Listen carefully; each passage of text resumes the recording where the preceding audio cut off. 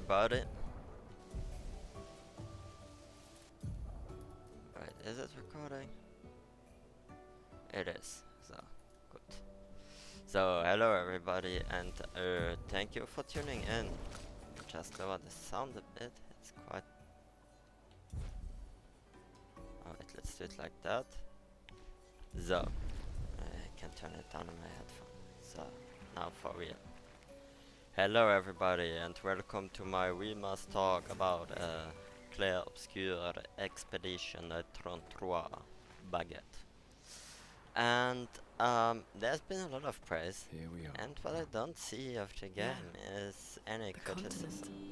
So let's open up Pandora's box. So as a disclaimer, I'll probably critique your favorite game, but I'll get to a conclusion, so if you wish me unwell-being, wait to it until the end. And then there will be some spoilers, maybe others.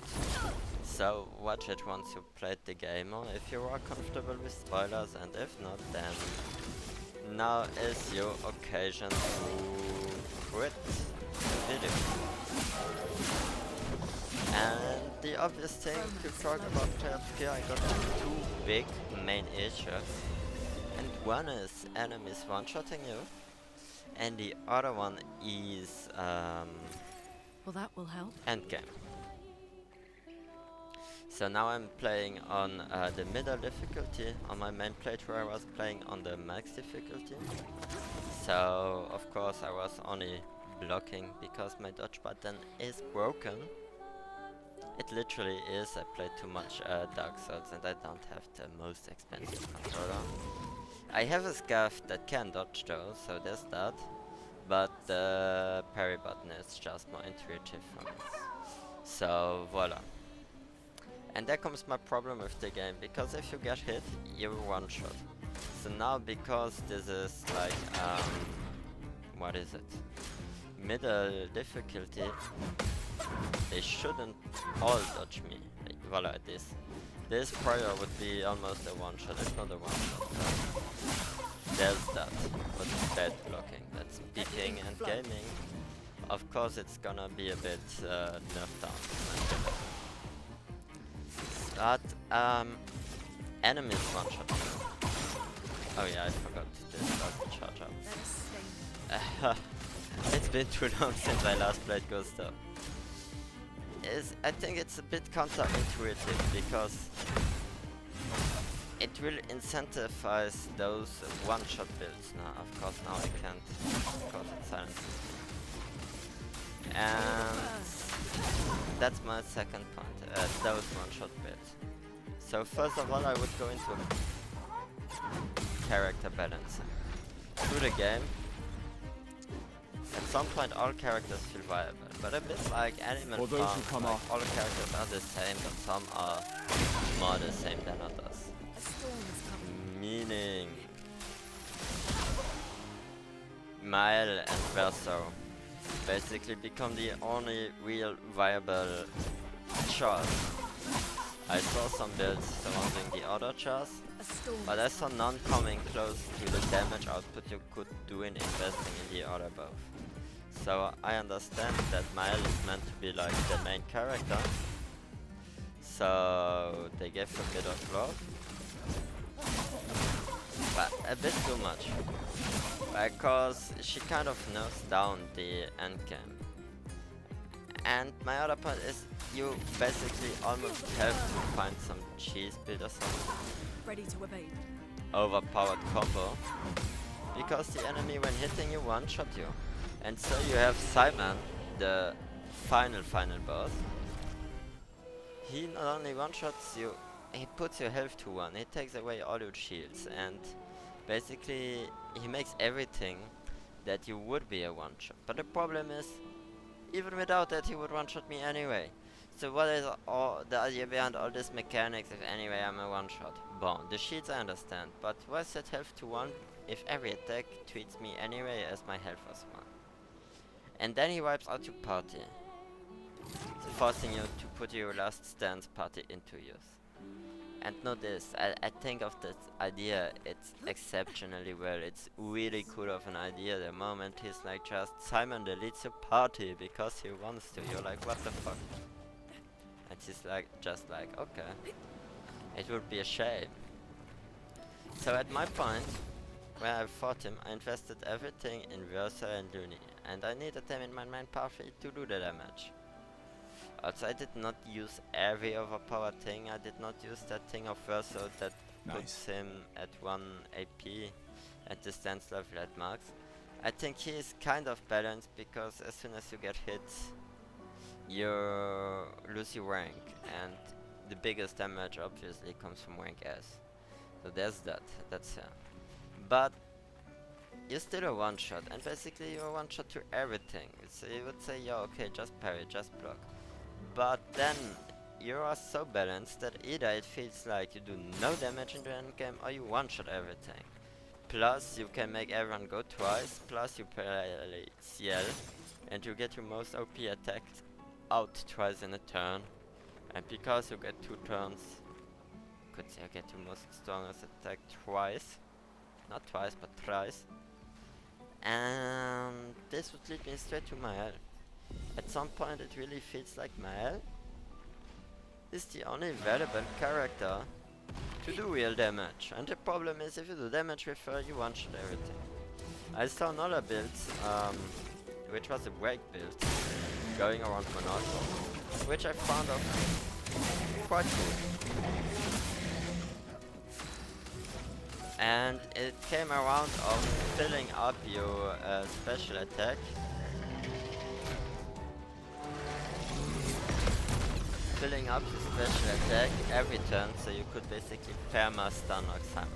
Which is funny, but it goes to the same thing. So either you have to cheese the boss, he doesn't attack, or you have to one-shot him. And fighting him fairly, let's say, feels kind of unfair. Not because he deletes the party, but because all the other characters feel so weak, they just... Yeah, they feel so weak in the endgame compared to Mael. So clearly a ranking tier list would be Mael tier 1 versus T3. Ciel you would put her in T3 for the buffing. And then it depends on how you build. I tried to make Luna work a lot and you have some really strong attacks on her, especially in the mid game, where with Tanta Dance you basically delete all your bosses. But in the end she's just the last tier, and then Monaco because he provides everything you need. You have such a variety in skills, you can always put in what you need until they attack first to the motherfuckers. Oh, we get that slow. Okay, my reaction speed is too slow. I never noticed that we get that slow. So this is my second problem. But where does that lead? There must be an idea behind this. Yeah, there is. And it feels like some of the classical games. Oh, they have 2 attacks. Like the games you play, and when at some point you are done with the game, you put it aside and you play a new game. And that ideology is quite beautiful, and that suits the game best. You play the game until you don't like it anymore, until it gets boring, and to stop it. Because the only thing is left to do in the end game, the endless tower is not endless, and you only get XP once from it. So you do the mega bosses, which, let's be honest, the story in Act 3 really gets you focused, so you want to finish the story. And at the point you reach the real endgame, there's only one mega boss, you won't one-shot at it, Simon, but then again you probably will one-shot him again, because you will have Miles. Which is kind of sad, because in the end they quite dodge around the endgame. And what makes this game great is engaging with its mechanics. So it's kind of a paradox, because you won't engage with its mechanics anymore in the end, and it becomes all around one-shotting the bosses like before they one-shot you. Like that, he's your first boss, you have to learn his moves. Well, cool, but does he really have to one-shot? Then again, if you know how to block, how to parry, it become kind of trivial. So it's kind of this balance between really easy at some point and horrendously difficult. And it's a beautiful dance throughout the whole game. Until you are forced to one-shot all them. A bit too early. Ein bisschen zu früh war es. Oh, we only get one of these. Oh, here we go. Let me fuck him up quickly. So I will still need some concentration playing the game. For those who come after. Which is quite nice. I mean, it should be challenging, especially in the start. But voila. Got a new picture here. Basic attacks. Let's give them to Gustav. Bam. Maybe we could take in some Luminous. Oh no, we can't afford critical burn, but we can afford this. And so is that. So the game at one point is finished. And you know what? I kind of hate it that you can't farm Luminous. They are limited, which makes sense because everything in this game is handcrafted. And it's really beautiful. Everything is placed with purpose and intention, and there's some idea behind it. That's why the enemies also don't scale. And in the middle game it would be horrible if the enemies would scale. But in the end game, swooping up all those bosses you missed before, and as said, the story gets so engaging, at some point you would just want to get through the story. It's such a disappointment, because I feel like there's so many great mechanics and Blue trees. you just go around Something's disrupting the chroma fucking them around all up here. and Be you don't get careful. in touch with them anymore. This is why in my opinion mid-game is peak and story is peak through the whole game anyhow. Story, graphism, it's just a beautiful game. I mean, look at it. Look how beautiful, how stunning. It's like one of those games where every screenshot you could take would be like a wallpaper, a background image, like a perfect picture. And this, I heard one say, is peak quality in a game. Like this awesome screenshot could be my background. Even this could be my background. Even looking under Gustav's skirt. Maybe less a background. But background. Background. Background, the game is beautiful. And it's an experience. That's what it is. And you know why it frustrates me? Because both is so good. The story, the gameplay, how you get through the game, the pacing, the emotions involved, the characters, the writing, the side characters. Some of the quests are quite funny, there are many loves in it. So many people say you will cry. Well, the only reason I was close to crying is because I died so goddamn many times. It's an emotional story for sure. It gets you. Will it make you cry? It's a bit exaggerated, but it's still a fair point. Now that we have this augmented basic attacks, this should hurt him. Push forward. You get rewarded like here for doing hard content. Get ready. I hate that attack. Hey, Luna.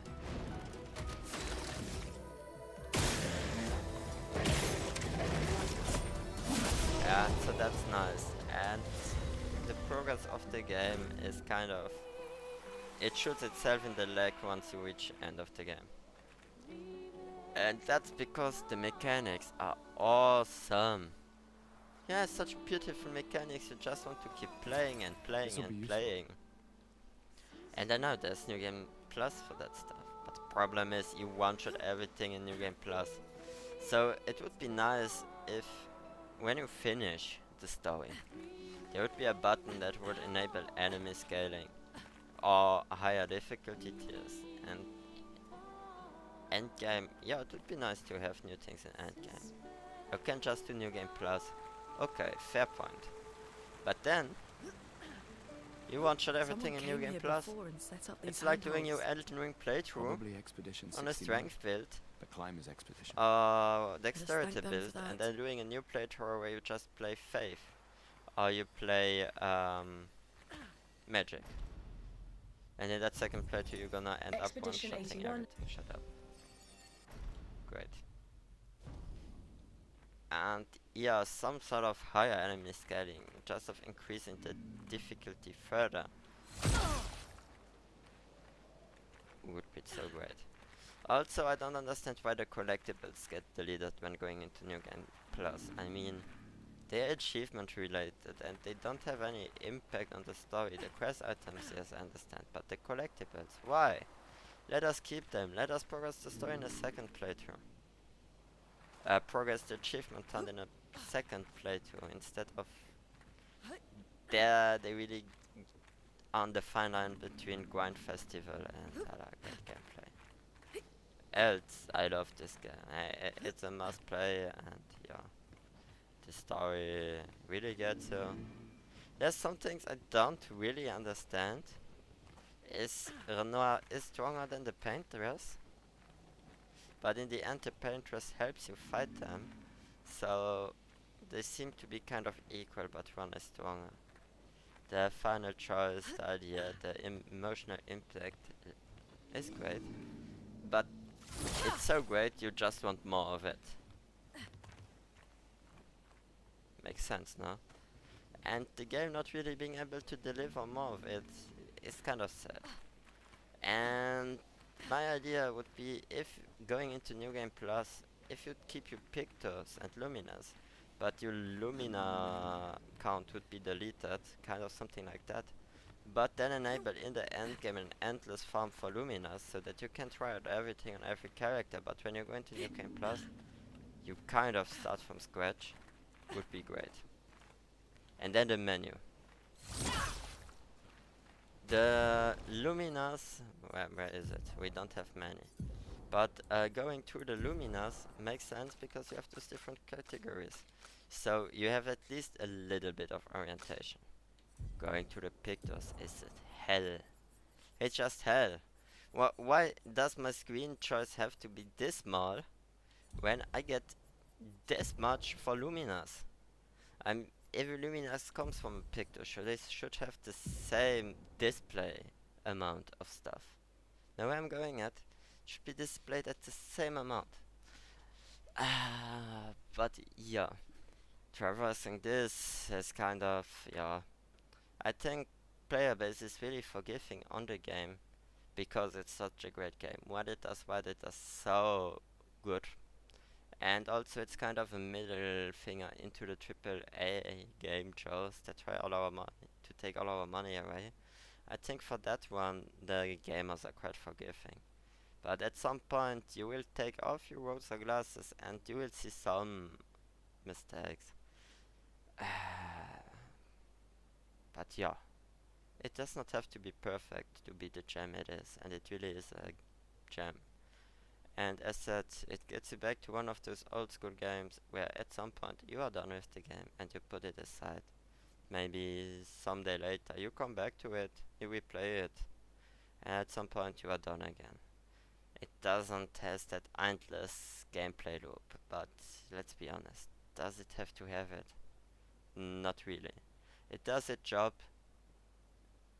and like a good guest, at some time it leaves, because you will have to go to sleep.